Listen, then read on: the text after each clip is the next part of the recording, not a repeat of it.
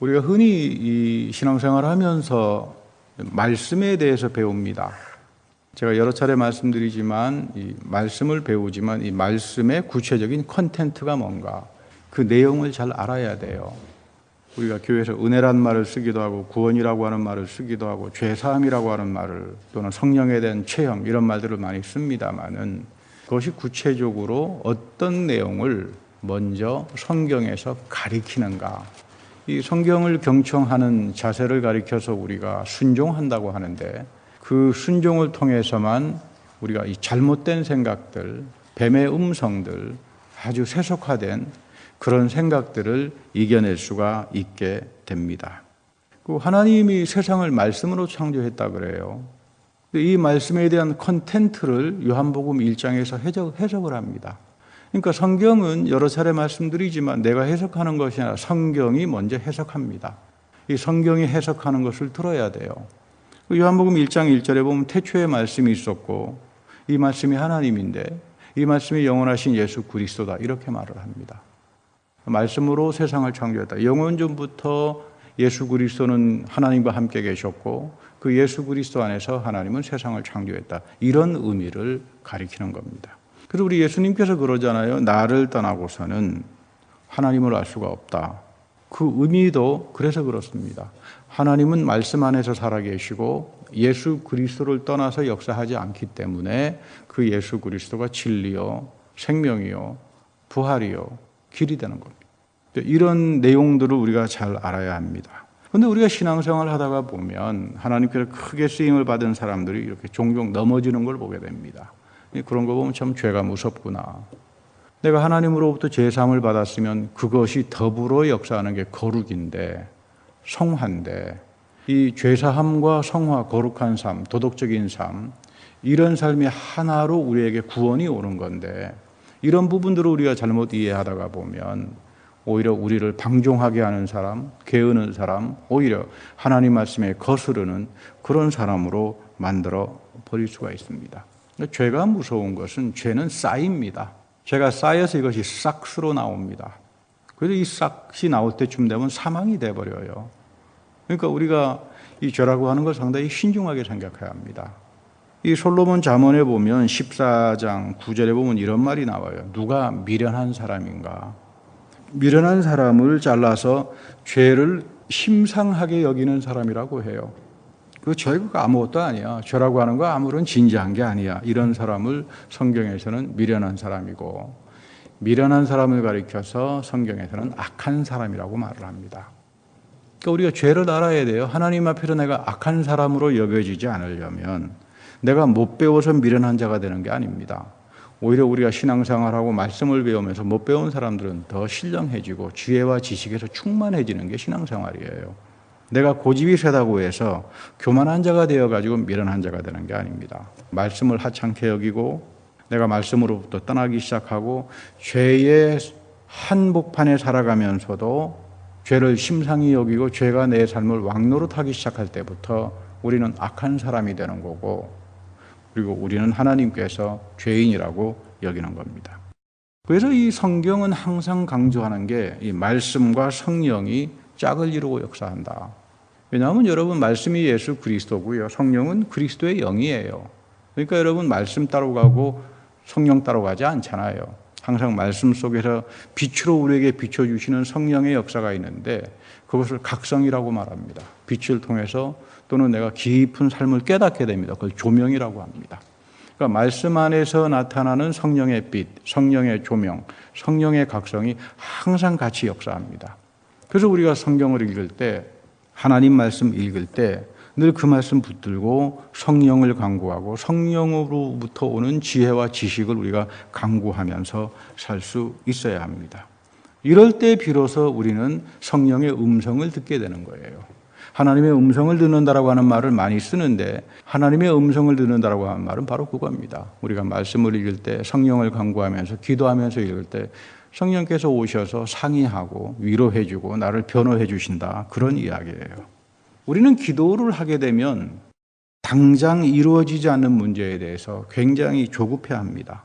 오히려 이루어지지 않으면 좌절하게 되고 하나님이 마치 안 계신 것처럼 느끼게 되고 신앙의 이 실족을 하게 됩니다. 근데 성경은 그렇게 하지 말라 그럽니다. 주변에 교회 다니는 분들을 만나보면 대략 두 가지 유형으로 이렇게 나타나요. 한 분은 구원에 대한 확신이 너무 지나칩니다. 그죠? 하나님이 명령한 것 이런 거 다 내팽개치고 삽니다.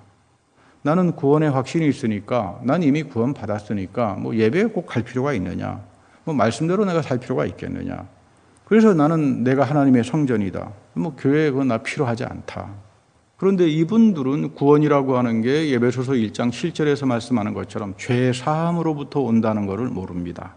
죄 사함이라고 하는 것은 한 번에 끝나는 것이 아니라 기도와 말씀과 예배를 통해서 하나님이 세상 끝날 때까지 베풀어 주시는 은혜입니다.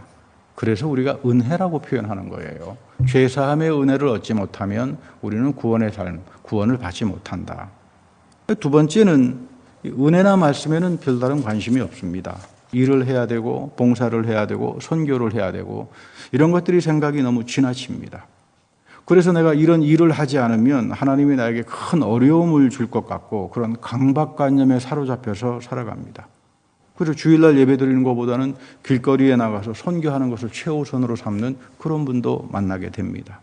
신앙생활이라고 하는 것, 구원의 은혜라고 하는 것, 이런 것하고는 전혀 상관이 없습니다. 우리가 가장 중요하게 여기는 것은 구원은 죄사함이다. 그것도 하나님이 내 죄를 사해 주셔야 돼요. 이게 마지막 세상 끝날까지 내가 하나님 앞에 설 때까지 하나님의 죄사함은 우리에게 필요한 거다. 이걸 알고 살아야 합니다. 그리고 두 번째는 죄사함을 얻는 사람들은 회개를 하기 시작합니다. 믿음이 내 안에 들어오기 시작하니까 하나님 앞에로 내가 오르지 않은 일, 바르지 않은 일은 행하지 않습니다.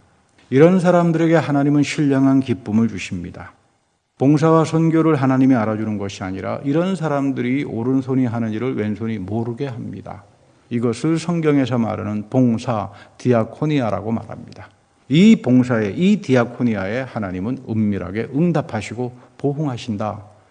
그 말은 하나님께서 우리들의 선행과 선교와 모든 행동들을 거룩하게 여겨주실 때 하나님 앞에서 우리가 성화의 삶을 사는 거고 또 하나님이 우리에게 보응하는, 응답하는 삶을 살아갈 수 있다. 이렇게 말하는 겁니다.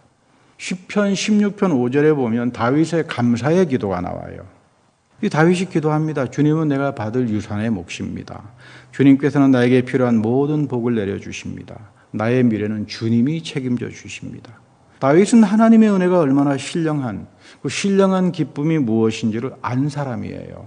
때론 그의 죄로 인해서 좌절을 하기도 하고 하나님이 이루어지지 않은 것으로 인해 아픔도 경험했지만 그는 믿음 안에서 하나님이 내게 받을 유산의 몫이라고 고백합니다. 이 믿음을 가지고 살았던 사람이 다윗입니다.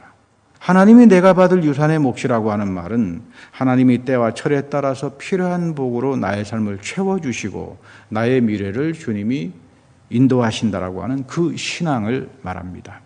현재의 일에서 조금 어려운 일이 닥친다고 해서 불평하거나 좌절하지 말라는 그런 이야기예요. 저는 이 말씀이 우리들에게 주신 하나님의 말씀이고 늘 이 말씀 붙들고 기도하는 여러분들이 되기를 축복합니다. 7절에 보면 주님은 날마다 좋은 생각으로 밤마다 나의 마음에 교훈을 주시니 내가 주님을 찬양합니다. 주님을 찬양한다는 말은 노래도 되지만 예배를 말합니다. 내가 왜 하나님께 예배하는가? 하나님은 말씀을 통해서 나에게 좋은 생각을 주신다. 그리고 밤마다 나의 마음에 교훈을 주신다. 참 소중한 말씀이죠. 하나님은 날마다 말씀을 읽고 기도하는 사람들에게 좋은 생각을 주십니다. 좋은 생각은 여러분 성령의 생각이지요. 그리고 나의 마음에 교훈을 주십니다. 하나님의 영이 나의 마음과 영에 올 때 교훈을 줍니다. 교훈이라고 하는 것, 하나님이 사랑하는 것, 하나님이 나를 예비하신 은혜와 선물이 무엇인지를 알게 하신다는 말이죠. 그래서 우리는 하나님이 항상 나와 함께 하시는 분이요. 그분이 나의 오른쪽에 계시니 흔들리지 않는 믿음을 가지고 살아가게 되는 겁니다. 이것이 구원을 체험하고 구원의 삶을 살아가는 사람들의 태도입니다. 우리는 자기를 비운다라고 하는 게 참 어렵다는 걸 압니다. 불교에서는 마음 비움을 수양한다고 해서 없을 무자를 들고 다 비운다고 명상을 하기도 하고 합니다만은 사실은 그렇게 해서 자기를 비우는 경우는 거의 없다 그래요. 자기를 비워보려고 애를 썼던 사람은 압니다. 그것이 불가능하다. 왜 그러냐 하면 내 안에 들어와 있는 죄성이 있어요. 그리고 파손된 인격이 있습니다. 나쁜 마음의 습관이 나를 계속 지배합니다. 거칠은 마음들이 있습니다. 시기하는 마음이 있어요. 이런 것들이 나에게 잠재적으로 깔려 있어서 우리는 이 죄를 이기지 못합니다. 우리 죄를 심상하게 여기는 사람들, 죄라고 하는 건 중요하지 않다. 그 사람들은 아직 죄가 뭔지도 모르고 죄의 그 악한 현실을 체험해 보지도 못했고, 그래서 성경에서는 그런 사람을 어리석은 사람이요 너는 죄인이다 이렇게 표현하는 겁니다. 근데 예수님께서는 너가 애쓰려고 하지 마라. 내가 간 다음에 성령이 오신다.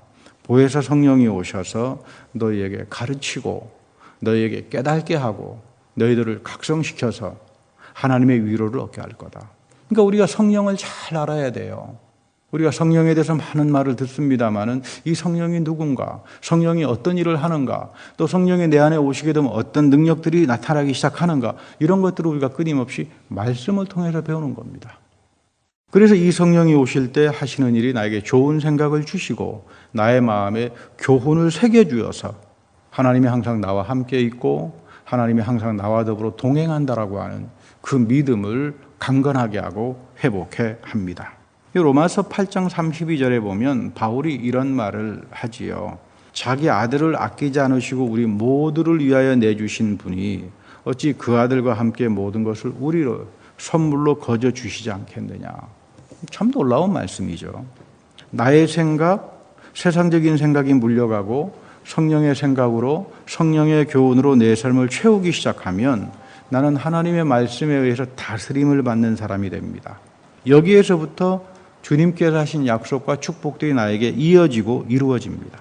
두 번째는 성령의 사람에게 주어지는 신령한 축복은 34절에서 이런 말로 나타납니다. 부활의 그리스도가 하나님의 우편에 계신다.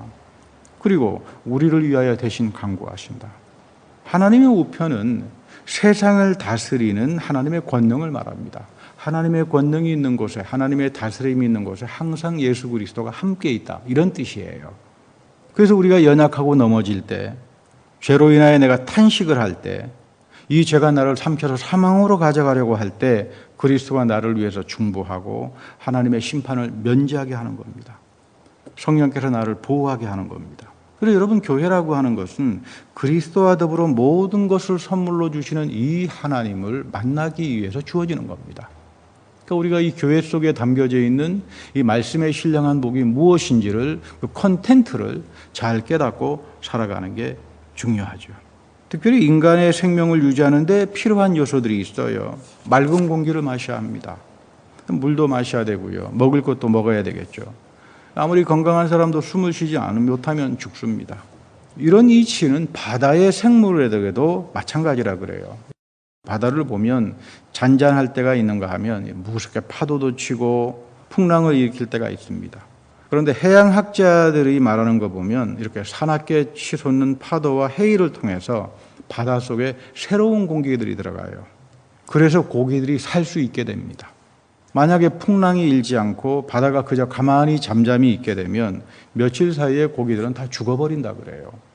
신비한 것은 태풍이 일어남으로써 바다 밑 가장 깊은 곳에 사는 물고기들이 새로운 산소를 호흡함으로써 생명을 얻습니다. 대단히 의미심장한 이야기죠. 하나님의 생명과 구원과 은혜를 체험하는 사람들, 사납게 치솟는 파도와 해일과 같은 인생의 풍랑 속에서 살아가는 사람들입니다. 이것을 다스리는 것을 평화라고 합니다. 그 속에서 입만 벌리고 영적으로 나태한 사람에게 생명을 주시는, 구원을 주시는 하나님의 역사는 일어나지 않습니다. 그래서 여러분, 교만과 더불어 두 번째 가장 우리가 저지러서는 안 되는 죄를 나태, 태만이라고 하죠. 부활의 그리스도가 우리를 위해서 역사하는데 영적 각성이 일어나지 않습니다. 나태해져 버립니다. 더 이상 하나님 말씀을 배우려고 하지도 않고 하나님 말씀을 경청하려고 하는 순종도 없습니다. 다 자기 생각에 꼽혀가지고 그 나태함에 빠져버리고 결국은 하나님 보시기에 어리석은 자가 되는 거고 하나님의 능력을 체험하지 못하는 그런 사람이 되고 맙니다. 오늘 요한복음 6장 48절에 보면 예수님은 자기를 소개할 때 나는 생명의 떡이다.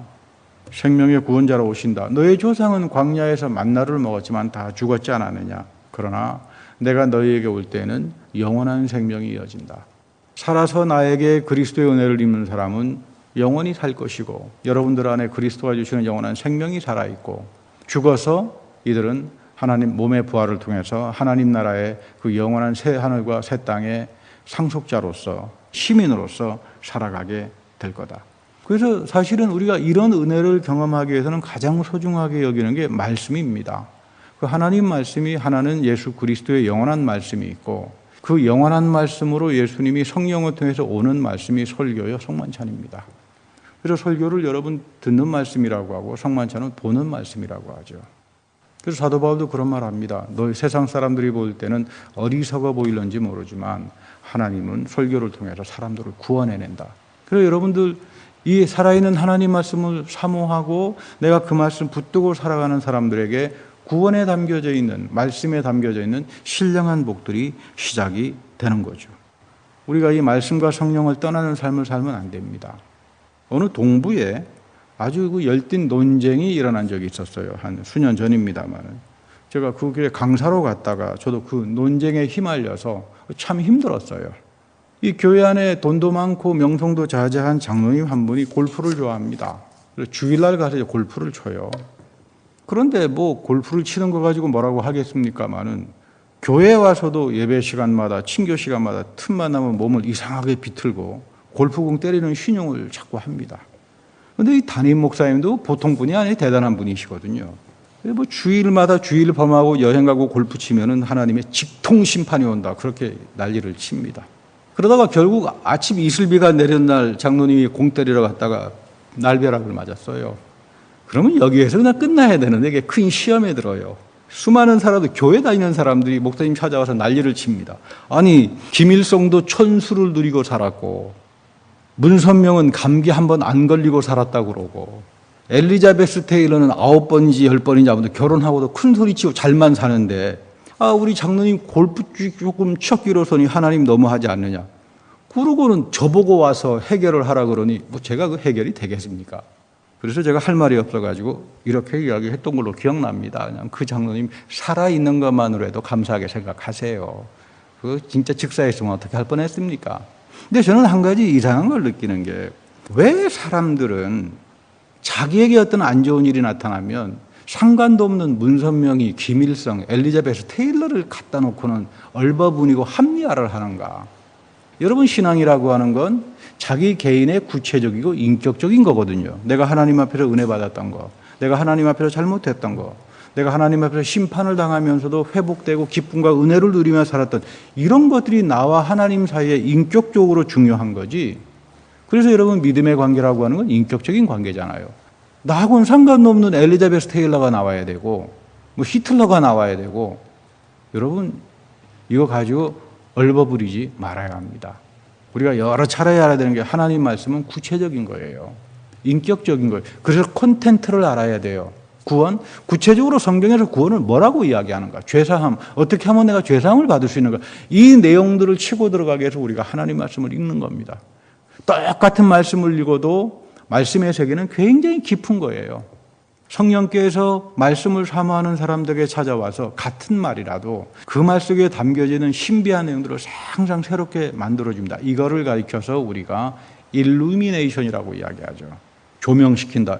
성령이 우리를 일루마이닝한다. 그 가장 대표적인 성경 구절이 시편에 보면 그런 말 나오잖아요. 주여 당신의 빛 안에서 내가 빛을 보았습니다. 굉장히 중요해요. 하나님이 우리에게 빛으로 오시는데 그 빛이 나의 생각과 마음과 모든 것들을 일루마이닝 해줄 때 나는 비로소 빛을 보았습니다. 우리가 그냥 평소에 읽는 하나님 말씀이 그냥 지나치는 경우도 있지만 성령이 광채로 나에게 오실 때에 그 말씀에 담겨져 있는 참 보물과 같은 빛들을 우리가 만날 때가 있습니다. 이게 말씀과 성령이 같이 역사합니다. 그래서 읽는 사람에게 각성이 일어나고 회개가 일어나고 조명, 일루미네이션이 일어나고 그리고 그리스도와 함께 살아가는 이런 구원의 신령한 복들을 누리게 되는 거죠. 오늘 야고보서 1장 4절에 보면 아주 중요한 말을 합니다. 믿음은 우리에게 인내를 주신다. 믿음의 인내라고 하죠. 우리가 복음을 전합니다. 당장 결실을 맺는다고 생각하지 말아야 합니다. 기도하면서 꾸준히 말씀의 씨를 뿌리면서 인내합니다. 하나님께서 응답하십니다. 왜 하나님께서 우리를 인내하게 하시는가? 인내는 여러분 답답해가지고 갑갑해가지고 anxious하게 또 impatiently하게 이런 게 인내가 아닙니다. 성경에서 말하는 인내는 하나님이 우리를 인내하게 하는 이유는 우리를 완전하고 성숙하게 만들어가기 위해서 그렇다 이렇게 말을 합니다. 나에게 인내가 찾아올 때 신령한 기쁨 속에서 기다립니다. 그 기다림을 통해서 하나님의 뜻과 동시에 내 삶의 인격이 온전해지고 성숙하게 자라난다는 그런 이야기죠. 그래서 여러분, 인내는 성령이 주시는 선물이에요. 믿음을 가지고 사는 사람들은 가볍지 않습니다. 말씀 앞에서 경거망동하지 않습니다. 오히려 내가 드리는 기도가 안 이루어졌을 때 하나님은 가리킵니다. 좋은 생각과 말씀과 교훈으로 그것이 너에게 이루어질 때 좋지 않아. 그래서 하나님께서 막으실 때 그거 하나님께서 알게 해요. 이거는 인내를 가진 사람들이 받을 수 있는 성령의 선물들이죠. 하나님이 예비한 시간 속에서 하나님께서 모든 것들을 온전하고 복되게 이루어갈 거다. 다윗은 기도 가운데 장차 예비하고 되어질 하나님의 음성을 들었던 사람들이고 성령의 가르침과 교훈을 쫓아서 살았던 사람들이죠. 그래서 이 성령이 우리에게 올 때 나를 가볍게 하는 것이 아니라 인내하게 만듭니다. 여러분, 인격의 바로미터는 저 사람이 참 인격적으로 성숙한 사람이라고 하는 것은 저 사람이 얼마나 화를 빨리 안 내느냐로 달려있다고 해요. 화가 날 때마다 씩씩거리고 화가 나면은 그 사람은 예수를 믿는 사람이라고 보기 어렵죠. 인격적으로 모자라다 이 말이에요. 쭉 인내합니다. 왜냐하면 성령께서 인내합니다. 성령께서 인내하면서 우리에게 열어주는 것들이 있기 때문에 그 속에서 우리가 신령한 기쁨을 가지죠. 그래서 하나님께서 범사에 하나님의 선하심을 인정하고 살아가는 삶이 되는 겁니다. 누가 하나님을 범사에 모든 일에 하나님의 선하심을 고백하고 인정하고 살아갑니까? 이 성령을 통해서 오는 이 인내의 삶이죠. 그래서 우리가 인내하기 위해서 사도 야고보가 이야기하는 게 지혜를 간구하라 그래요. 이 지혜는 성령이 주시는 지혜예요. 그리고 하나님께서 이 지혜를 후하게 주신다고 약속을 합니다. 그러니까 우리가 1차적으로 성경을 읽을 때 하나님이 주시겠다라고 하는 약속을 먼저 간구해야 돼요. 하나님께서 성령을 주신다 그랬으니까, 하나님께서 성령의 지혜를 주신다 그랬으니까, 이것을 통해서 나에게 인내하게 만들고 성숙하게 한다 그러니까 주님 나에게 지혜를 주시고 성령을 부어주셔서 성숙하고 온전한 인내의 사람으로 살아가게 해주십시오. 여러분, 이런 기도 끊임없이 해야 돼요. 하나님께서 기뻐하는 기도들이에요. 이런 걸 빼버리고 하나님께서 원하지도 않은 기도 제목을 붙들고 열심히 기도해 본들, 그것이 하나님 마음에 합하지 않게 되면 기도는 이루어지지 않습니다. 이사야서 58장에 가게 되면 하나님이 언제 응답하시는가 이런 말이 나와요. 하나님께서 언제 우리의 기도에 응답하시는가. 여기에 보면 멍에와 손가락질과 허망한 말을 제할 때, 그래서 하나님께 기도할 때 간절한 마음으로 하나님은 응답하신다 이렇게 말합니다. 이 허망한 말이라고 하는 말은 내 이웃에게 상처와 명예를 주는 말을 하는 사람들이에요. 그리고 멍에와 손가락질, 시기심에 가득해가지고 남을 비방하고 수군거리고 무책임한 사람들입니다.